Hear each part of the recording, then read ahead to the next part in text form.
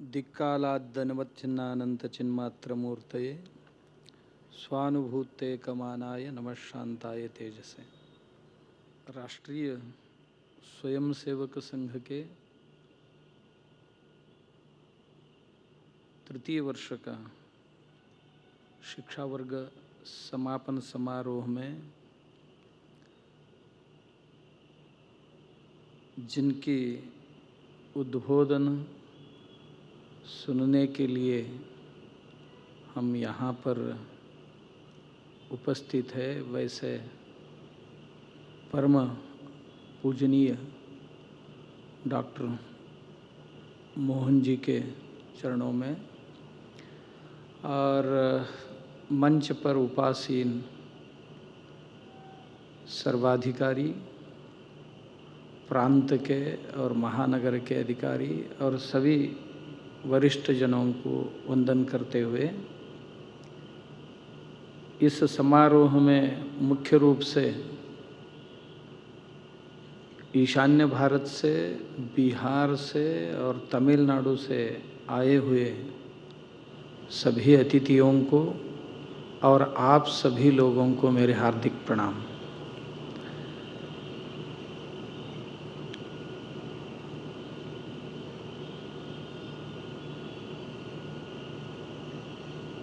हम पिछले कई सालों से संघ की गतिविधियों से प्रभावित हैं, क्योंकि इस राष्ट्र के उत्थान के लिए जो भारतवर्ष है,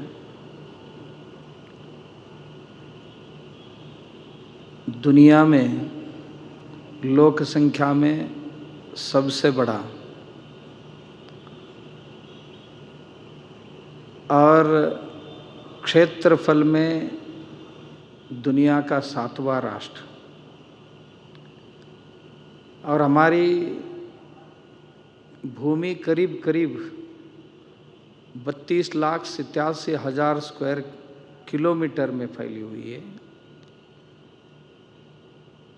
जिसकी जल सीमा 7,500 किलोमीटर की है, जिसकी स्थल सीमा 15,500 किलोमीटर की है, जिस देश में करीब करीब 28 जिलों के साथ 8 केंद्र शासित प्रदेश और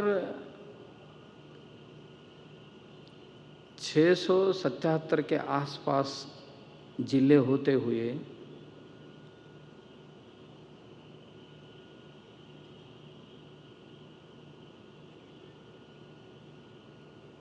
विविधता से भरी हुई अपनी देश है।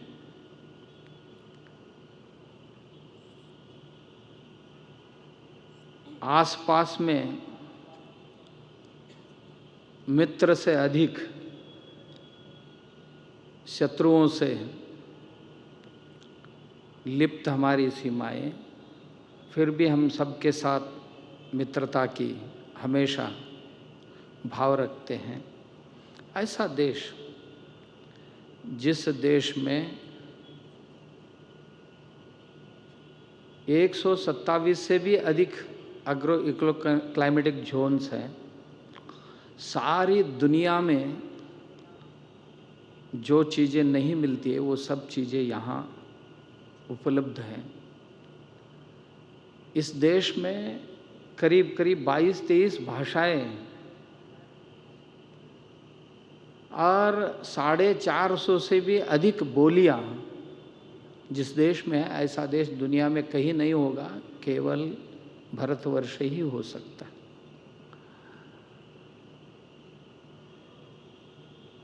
यहाँ पर सब प्रकार की समृद्धि देखने को मिलती है। इस देश पर बहुत सारे आक्रमण होते हुए, लूट कसोट होने के बावजूद भी हम लोगों ने संपत्ति को कभी भी अर्थ नहीं मानते हुए अर्थ को संपत्ति नहीं मानते हुए हमारे संस्कार को ही संपत्ति मानते आए हैं, इसीलिए देश कभी गरीब नहीं हुआ, ये भी हम महसूस करते हैं। हमारे देश को बहुत पुरानी परंपरा है, हमें गर्व इसलिए होता है, हम पाणिनि पराशर के प्रदेश वाले हैं। हम अगस्त्य और भारद्वाज जो बिजली और विमान के शोध लगाने वाले थे, उनके देश के लोग हैं। हम सुश्रुत और वाग्भट के प्रदेश के लोग हैं। हम भास्कराचार्य और आर्यभट्ट के देश के लोग हैं। जिस देश में बहुत सारे हजारों वर्ष पहले अलग अलग क्षेत्र के जितने भी क्षेत्रों को आज हम देखते हैं विकसित रूप में, उतने सब कार्य जिस देश में पहले से ही चलता था ऋषि मुनियों के वैज्ञानिक दृष्टिकोण से, इसलिए हमें गर्व होता है। जिस देश में बड़े बड़े ऋषि मुनि आचार्य, दास परंपरा के लोग, संत परंपरा के लोग, महंत परंपरा के लोग रहे हैं और रहते थे और रह रहे हैं, ऐसे प्रदेश के हम सब लोग वासी हैं। और जिस देश की भूमि पर राजा पृथु से लेकर आज तक बहुत गौरवान्वित लोगों ने राज्य किया, दुनिया को एक पथ प्रदर्शन दिखाया कि राजा कैसा होना चाहिए, ऐसे बहुत सारे राजे महाराजे हमारे यहाँ हो के गए। पूर्वकालिक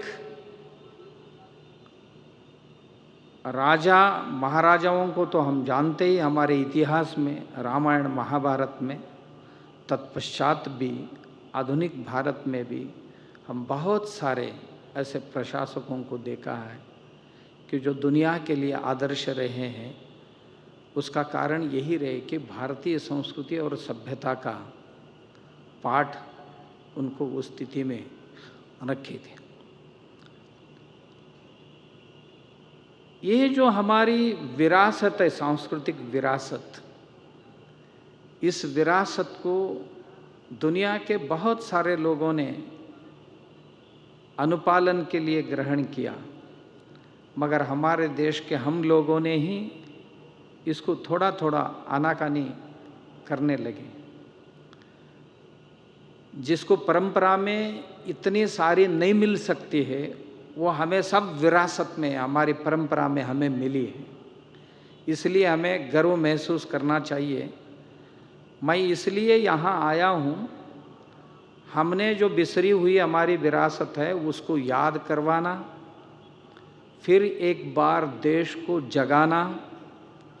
हमारा भारतवर्ष जो विश्व के पहले भी गुरु था और आगे भी गुरु के स्थान में रहे, इसके लिए प्रयास करने वाले शायद एकमेव संस्था कोई है, एकमेव व्यवस्था कोई है, तो वो राष्ट्रीय स्वयंसेवक संघ है, जिसको फिर एक बार पुनर्स्थापित करना चाहती है। हमारे देश में युवाओं की संख्या कम नहीं, हम दुनिया के सबसे ज़्यादा युवाओं से भरे पड़े हैं। हमारे युवाओं की ऊर्जा व्यर्थ नहीं जाना चाहिए। 142 कोटि पार करके हम चीन को भी पीछे छोड़ दिया है। ये हमारे लिए बड़ी समस्या नहीं है, हमारे लिए समस्या है हमारे विरासत जो है, हमारी जो वैभवशाली संस्कृति है, उसको विस्मृत होने देना, यह हमारी बहुत बड़ी नुकसान है। और इसी कार्य को लेते हुए ये आज एक ही दिन में या एक ही साल में ऐसा नहीं हो रहा है, बहुत दिनों से हो रहा है। जब स्वतंत्रता लड़ाई चल रही थी देश में, उसी वक्त एक व्यक्ति के सपने में यह भी विषय आया कि स्वतंत्रता आंदोलन के साथ साथ हम आगे हमारे देश कैसा होना चाहिए, इतने साल या सालों तक हम परकीयों के नीचे रहते हुए कई चीज़ें अनिवार्यता से स्वीकार करते हुए कई चीज़ें भूल गए हैं, इनको पुनर्ज्ञापित करके फिर एक बार वैभवशाली देश को निर्माण करने के लिए एक व्यक्ति स्वप्न देखी थी। वह व्यक्ति इसी नागपुर शहर के थे। 1925 में जिनके घर में आज सुबह ही देखने गया था, डॉक्टर परम पूजनीय हेडगेवार जी के घर, जो एक व्यक्ति ने सपना देखा था, तो उनके 10-11 मित्रों के साथ एक छोटी सी बीजारोपण संघ की किया था। 6-7 महीने के बाद ही उसको क्या नाम देना, 27 लोग बैठकर उसके बारे में चर्चा कर रहे थे, जिसमें 22 लोगों की एक ही मत हुआ कि उसका नाम राष्ट्रीय स्वयंसेवक संघ रखा जाए। बाकी लोगों ने, हर व्यक्ति ने एक एक नाम सुझाया था, फिर भी सभी लोगों ने एक मत से इसको राष्ट्रीय स्वयंसेवक संघ रखा गया। यह संघ जो है इस राष्ट्र के पुनरुत्थान के लिए, फिर एक बार वैभवशाली भारत बनाने के लिए, संघ यानी शिस्त, संघ यानी डिसिप्लिन, संघ यानी सेवा और समर्पण, संघ यानी हिंदुत्व, हिंदुत्व यानी राष्ट्रीयता, संघ यानी ज्ञान, संघ यानी सज्जनता, संघ यानी सकारात्मकता, संघ यानी संस्पर्शिता, संघ यानी समरस। हम कभी भी संघ की ओर देखते हैं तो मैं तो वैसा संघ का नहीं हूँ, मगर संघ का बाहर रहते हुए भी बहुत बड़े अभिमानी हूँ और चाहता हूँ। तो इतनी सारी अच्छाइयाँ खुद में प्रतिष्ठापित करके, हर युवाओं में प्रतिष्ठापित करके, हर युवा में बहुत बड़ी ताकत है। हम जिस वर्ग में 26 दिन बिताए हैं, ये देश भर में प्राथमिक वर्ग भी चल रहे थे, प्रथमा के भी चल रहे थे, द्वितीय वर्ष के भी चल रहे थे, बहुत सारे जगहों में चल रहे हैं। और इस देश की रक्षा के लिए, रक्षा केवल अस्त्र शस्त्र से नहीं होता है। अस्त्र शस्त्र से जितना रक्षा हो सकता है, अलग अलग चीज़ों को सीमाएं हैं, इनको अस्त्र शस्त्रों से जरूर सुरक्षित रख सकते हैं, मगर समाज को, परिवारों को सुरक्षित रखने के लिए संस्कारों की जरूरत होती है, सद्बुद्धि की जरूरत होती है, ज्ञान की जरूरत होती है, समझदारी की जरूरत होती है। इन सभी चीज़ों को पूरा देश भर के लिए देने की क्षमता संपन्न एकमेव संगठन कोई है तो वो राष्ट्रीय स्वयंसेवक संघ है, ऐसा मुझे लगता है। क्योंकि देखिए, हर व्यक्ति में बहुत कुछ छिपा हुआ है, शरीर में हो, मन में हो, बुद्धि में हो, वाणी में हो, बहुत कुछ छिपा हुआ है। जैसे कि मिट्टी में स्वाद छिपा हुआ है, उसको निकालना पड़ता है। खनिजों में संपदा छिपी हुई है, उसको प्रकट करने के लिए कुछ मंथन करना पड़ता है। जैसे कि दूध में घी छिपा हुआ है, मगर उसको प्रकट करवाने के लिए मंथन करना पड़ता है।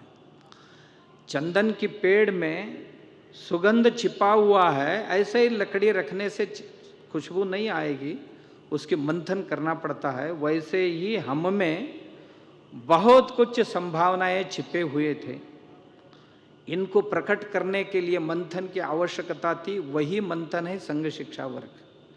देखिए, एक बीज में क्या नहीं छिपा हुआ है, एक बीज में बड़ा वृक्ष छुपा हुआ है, वृक्ष में बहुत सारे फल छिपे हुए हैं, उन फलों में बीज छुपे हुए हैं, वो भविष्य में बहुत बड़ा जंगल निर्माण कर सकते हैं। उसी बीज में बहुत सारे पौधों की या पेड़ों की छाया भी छिपी हुई है, खुशबू भी छिपी हुई है फूलों के, और पत्तियों के रंग भी छिपी हुई है, और प्राण वायु भी छिपी हुई है। क्या नहीं, उसमें सब कुछ है। इसको प्रकट करने के लिए जो मंथन की जरूरत है, वैसे ही हमारे शारीरिक, बौद्धिक, मानसिक और वाचिक में बहुत कुछ छिपा हुआ है। उसका प्रकटीकरण का कार्य ही ये संघ शिक्षा वर्ग में चलता है, ऐसा मैं समझता हूँ। क्योंकि मैं कल कहीं शिक्षार्थियों के साथ बैठा था तो उनसे पूछ रहा था उनका अनुभव, आपका अनुभव कैसा रहा, तो उन्होंने बहुत कुछ बताया। उससे मुझे लगा कि मेरा ही आना सार्थक हुआ, क्योंकि आदरणीय मोहन जी ने मुझे अनुरोध किया था कि, या आदेश किया था कि स्वामी जी आप आना चाहिए। मैं कह रहा था मोहन जी मैं पुराना हो चुका हूँ तो मुझे छोड़ दिया तो अच्छा रहेगा। नहीं नहीं नहीं, आपको आना ही होगा। तो शायद मैं नहीं आता तो ये बहुत सारे चीज़ें मैं 3 दिन में यहाँ देखने के लिए मिला, मुझे सीखने के लिए मिले। मैं हमेशा यह मानता हूँ कि अंतिम सांस तक आदमी सीखता रहता है, उसी में एक शिक्षार्थी मैं भी हूँ। और सीखा आपसे, आप लोग जो सीखने आए हैं, जो 26 दिन में सीखे, या 26 दिन में आप में से आपने कुछ चीज़ें प्रकट कर ली, तो मैं 2-3 दिन में उसमें से बहुत चीज़ों को ग्रहण करने की कोशिश की। देखिए, वाल्मीकि कुछ नहीं थे, कालिदास कुछ नहीं थे, तो किसी न किसी के सहायता से उनमें उन गुण प्रकट हुए। हमारे बजरंगबली हनुमान जी के शरीर में इतनी ताकत थी, मगर छिपी हुई थी। जाम्बवंत ने जैसे उनको जगाया, वैसे हम में कहीं कुछ मंथन से इस शिक्षा वर्ग में बहुत कुछ ज्ञान प्रकट करने की, छिपा हुआ ज्ञान प्रकट करने की संधि मिली। इतना ही नहीं है, इस संघ शिक्षा वर्ग में हमें बहुत सुंदर बनने की और बहुत साहसवान, शक्तिमान बनने की भी अवसर मिला। क्योंकि हमारे शारीरिक अच्छी शब्दों से, संस्कारों से हमें वाणी में बहुत बड़ा सामर्थ्य करवा दिया। वाणी बहुत सामर्थ्यशाली होती है, वाणी से सब तोड़ भी सकते हैं हम, जोड़ भी सकते हैं। तो हमें जीवन में कैसा बात करना चाहिए ये भी हम यहाँ सीखें, और क्या सोचना चाहिए। इतना ज्ञान हम शायद कई सालों में पढ़ नहीं सकते थे। इतनी ग्रंथों की, विषयों की, केवल ग्रंथ नहीं, अनुभव के साथ हमें रेडीमेड ज्ञान यहाँ पर मिला, जिसके लिए हम बहुत साल तपश्चर्या करना पड़ती थी, वो मिला। इससे हम समृद्ध हो गए, अमीर बन गए, दैहिक रूप से भी बन गए, वाचिक रूप से भी बन गए। देखिए, बात करते करते मैं एक खराब वाक्य बोल दिया तो मेरी व्यक्तिमत्व का दर्शन उससे हो जाता है, मैं कितनी घटिया हूँ ये भी समझ में आ जाता है। यदि उसी कार्य के लिए मैं अच्छा शब्द का इस्तेमाल करूँ तो मेरी व्यक्तिमत्व उन्नत बन जाता है। वो उन्नति हमने यहाँ सीख लिया, ऐसा मैं मानता हूँ आपके कृति से, आपसे व्यवहार से। कि आप लोग देखिए, आते आते मैंने कई लोगों का सुना, आते वक्त किसी ने रोजगार करके अपनी पैसा इकट्ठा करके यहाँ पर आए हैं, और कई लोग अमीर है, वो तो उनकी संपत्ति है उसके साथ आए हैं। किसी के घर में हजारों अड़चने होते हुए भी उन्होंने उनको बगल में रख के इस शिक्षा वर्ग में आए हैं। इतना ही नहीं, यहाँ आने के बाद कई लोगों के घर में कई अघटित घटनाएं घटी, फिर भी कई लोग डटे रहे। मैंने कल भी सुना और मेरे आंखों में आंसू भी आ गए कि किसी शिक्षार्थी के घर में माँ जी की देहांत भी हुई। तो आते वक्त, बहुत दिनों से बीमार थे, आते वक्त दर्शन करके आए थे और बता के भी आए थे, माँ मैं फिर एक बार आपको देख सकूँगा, नहीं देख सकूँगा, मगर आपके आशीर्वाद मुझ पर रहे। माँ ने भी कहा था, बेटा संघ वर्ग पूरा करके आओ, तो नहीं जा पाए, अब जाएंगे, वो बात अलग है। इतनी आपकी जो तपश्चर्या है, ये मैं देखता हूँ हम सन्यासियों में भी कम है क्या, ऐसा मुझे कभी कभी महसूस होता है। मैं हमेशा ये देखता रहता हूँ कि आप इतना परिश्रम से सब कुछ सीख लिया और आप शक्तिमान बन रहे, सुसंस्कृत हमने बना इधर। आज देश में भी मैं सुनता हूँ बहुत सारे लोग अपने बच्चों को कहते हैं शाखाओं में जाओ, शाखा में जाओगे तो तुम सुधरोगे, नहीं तो ये मोबाइल से, ये मीडिया से, ये खराब ग्रंथों से या खराब सहवास से आपका सर्वनाश हो जाएगा। बहुत परिवार के लोग आज कहने लगे अपने बच्चों को सुरक्षित रखना है, अपने परिवार की असेट बनाना है, वो लायबिलिटी नहीं बनना चाहिए, असेट बनना चाहिए। इससे जिसको लगता है ना वो जरूर संघ के शाखाओं में भेजना चाहिए, तो बच्चे सुरक्षित रहते हैं और माता पिताओं को अपने अंतिम समय में भगवान जैसी पूजा करने वाली पीढ़ी बनती सिर्फ और सिर्फ शाखाओं में। इतना ही नहीं, राष्ट्रभक्त भी बनेंगे, समाज चिंतक भी बनेंगे और माता पिताओं के लिए एक निर्व्यसनी। आज तक ऐसा कभी नहीं हुआ इस देश में संघ के शाखा में कोई स्वयंसेवक गया है वो व्यसनी बना है, वो दुर्गुणी बना है, वो दुराचारी बना है। इसके लिए अपवाद भी नहीं मिल सकते। इतनी अच्छी संस्कार, यह भी मैंने शुरू में आपके साथ कह रहा था कि 98 साल चल रहा है, किसी एक संस्था इतनी साल चलना मुश्किल है, इतने साल चल रहे हैं। तो ये छोटी नहीं, इसमें बहुत परिश्रम। मैंने सुना था कि संघ के ज्येष्ठ जो थे, मैंने एक घटना सुनी थी कि लखनऊ में राष्ट्र धर्म पत्रिका कार्यालय जो था उसमें संघ के कई पदाधिकारी खुद ही लेखन भी करते थे, खिले भी जोड़ते थे, प्रिंट भी करते थे और छपाई भी करते थे और पोस्टिंग भी करते थे। एक दिन उसमें सब वरिष्ठ थे, 4-5 लोग जिनको आज हम पूजा करते, ऐसे भाऊराव जी थे, नाना साहब देशमुख जी भी थे, परमादरणीय दीनदयाल जी भी उधर थे और 2-4 लोग थे। मैंने सुना ज्येष्ठों से कि एक दिन इतनी कठिन परिस्थिति थी कि सुबह से भोजन के लिए शाम तक कुछ नहीं मिली थी, वो ये भी बाहर नहीं जा पाए थे। तो शाम को एक दूसरों के मुंह देखते थे, अरे कुछ है क्या, किसी के पास पैसा भी ज़्यादा नहीं था। शाम को किसी ने 2-2.5 रुपये हासिल की और जाके मुरमुरे और मूंगफली लेके आए। 8 साढ़े 8 बजे फिर भी इनका काम चल रहा था। काम करते करते करते करते जो ला के रखे हैं ना वो खाना भी भूल गए थे। और रात 12:30, 1, 1:30 बजे एक जहाँ बैठे थे ना वही नींद लगी थी उनको। तो 2-2.5 के आसपास में जब उठे तो देखे सब लोग इधर उधर सोए, तब उठ के कुछ वो खा पाए। इतना मेहनत से, इतना परिश्रम से। मैं इसलिए मानता हूँ संघ के जो प्रचारक है, विस्तारक है, जो भी पदाधिकारी है, इस देश के किसी भी सन्यासी से कम नहीं मानता हूँ मैं। हम यदि सभी सन्यासी लोग ऐसे ही करते थे तो राष्ट्र की स्थिति बहुत अलग होता था, क्योंकि 6,40,000 गांव हैं, हम सन्यासी 15-20 लाख लोग हैं। तो एक गांव भी एक सन्यासी लेके, आज जैसे एक प्रचारक कई गांव संभालता है और कई गांवों की चिंता करता है। ऐसे मुझे लगता है कि भविष्य में हमारी जो धर्म क्षेत्र है, साधु सत्पुरुष है, मैं उनसे जरूर प्रार्थना करता हूँ कि राष्ट्रीय स्वयंसेवक संघ के साथ जुड़कर हमारे आश्रमों को, मठों को राष्ट्र कार्य के लिए, धर्म कार्य तो हमारा कर्तव्य हम कर ही रहे। हर साल एक जयंती और पुण्यतिथि होती है वो भी करते हैं, कई त्यौहार होते हैं वो भी करते हैं।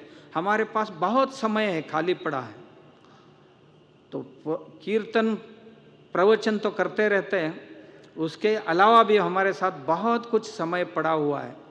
हम यदि संघ के साथ जुड़कर काम करना शुरू करेंगे या संघ को शुरू में उनके मार्गदर्शन में या उनसे कुछ सलाह लेकर करेंगे, तो कई मठों को, धर्म क्षेत्रों को मैं देख रहा हूँ कि वहाँ लोगों की संख्या घटती जा रही है।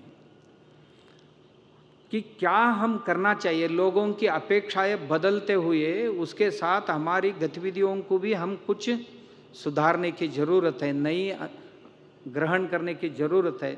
ऐसी स्थिति में मेरा ज़रूर आग्रह रहेगा कि हम इस तरह से काम करना चाहिए, धर्म क्षेत्र के साथ साथ सामाजिक क्षेत्र और राष्ट्र के उन्नति के लिए हम कार्य कर सकेंगे। और मैं हमेशा ये भी देखता हूँ, संघ सभी प्रकार की चिंता करते हैं राष्ट्र की, इतनी चिंता करने वाले दूसरी कोई संगठन इस देश में दिखाई नहीं पड़ते। इसीलिए आप लोग धन्य हैं कि आप संघ के तृतीय वर्ष में शिक्षा अर्जन करने के लिए आए हैं। मैं देश भर के लोगों से भी प्रार्थना करूंगा, अपनी जो बच्चे हैं उनको इसी तरह के संस्कार देने की ज़रूरत है।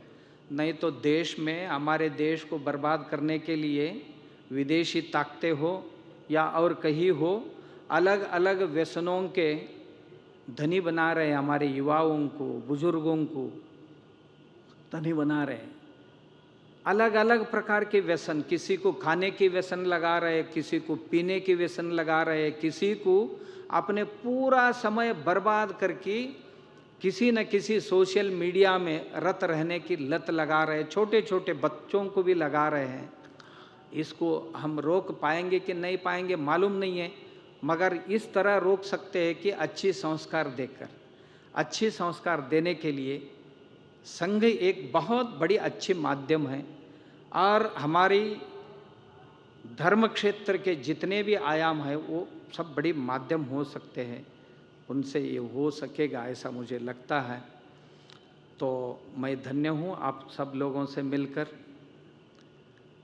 कि आपको देखते हुए भी लगता है कि अन्यों से ये लोग, आपको सहजता से देखते हुए भी मालूम पड़ता है कि कुछ हटकर है। ऐसा आज इधर ही नहीं है, देश भर में कहीं भी यह सात्विकता आपके चेहरों पर, आपके बर्तन में देखने के लिए मिलता है। तो हमारे देश के लिए इतना बड़ा भाग्य और कुछ नहीं हो सकता है। हमारे देश की, हमारे देश को बचाने के लिए, धर्म को बचाने के लिए और हमारे देव देवताओं की अवहेलनाओं से बचाने के लिए एक ही मार्ग है, वो संघ और राष्ट्रीय स्वयंसेवक संघ ही है। तो मैं अभिभूत हूँ आप सब लोगों से मिलकर। मैं नहीं आया होता तो बहुत शायद मेरे जीवन का कुछ मैं खो देता था कि क्या, ऐसा मुझे लगता है। और मैं हमेशा ये देखता हूँ बहुत कुछ सामर्थ्य, क्योंकि लोग हर चीज़ की ओर देखने के अपनी अपनी एक नज़रिया होते, उससे वो देखते रहते।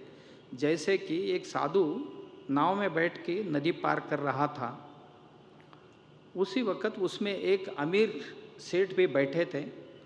साधु दिखते ही उन्होंने कुछ एक सुवर्ण मुद्रा निकाल के साधु के हाथ में रखकर वंदन किया। साधु ने तुरंत उसको फेंक दिया पानी में, नदी में। नदी में जैसा फेंका वैसा आगे पीछे विचार नहीं करते हुए श्रीमंत वो मुद्रा के पीछे कूद पड़े और उस मुद्रा को उठा के लाए और फिर नाव में बैठ गए।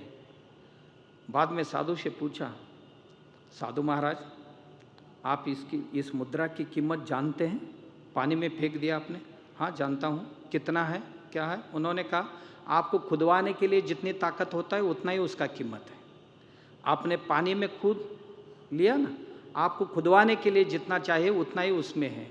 अरे आप क्या जानते हो, इस जल में जीवंत मछलियाँ हैं, जीवंत मंडूक है और कई सारी प्राणियाँ इसमें हैं, वो सब जीवंत हैं। आपकी मृतनाण्य उसमें क्या करने वाले, आप किसको प्रभावित करना चाहते हैं? इसी तरह हमारे आप सब लोगों को हम देखते हुए यही महसूस होता है, किसको क्या दिखता है मालूम नहीं है, मुझे तो आप में ये निरपेक्ष भाव दिखता है। यही हमारे राष्ट्र को उन्नति की ओर लेके जाने वाले आपकी साहस और आपकी सज्जनता और आपकी सेवा क्या कश्मीर में भी देख सके हैं और कई सारे जगहों में देख चुके हैं। और दृष्टि जिसका अच्छे है उसको सब अच्छे चीज़ें दिख सकते हैं। जिसकी दृष्टि ही खराब है, मलमक्षी की दृष्टि है, जो बगल में फूल होते हुए भी वो गंदगी पर बैठेगी। एक मधुमक्खी होती है, बगल में कितने भी गंदगी हो वो छोड़ के फूल को ढूंढते हुए जाएगी, उसी को ग्रहण करेगी। वैसे हम में कोई भी कुछ भी देख सकते हैं, मगर हम तो जो है सो है। तो इसलिए मुझे बहुत खुशी हुई, आनंद हुआ आप सब लोगों को देखते हुए। इस कार्यक्रम का अनुभव आपका ये सब देखते हुए मुझे लगा कि हम एक अलग विश्व में ही यहाँ आए हैं, ऐसा लगा।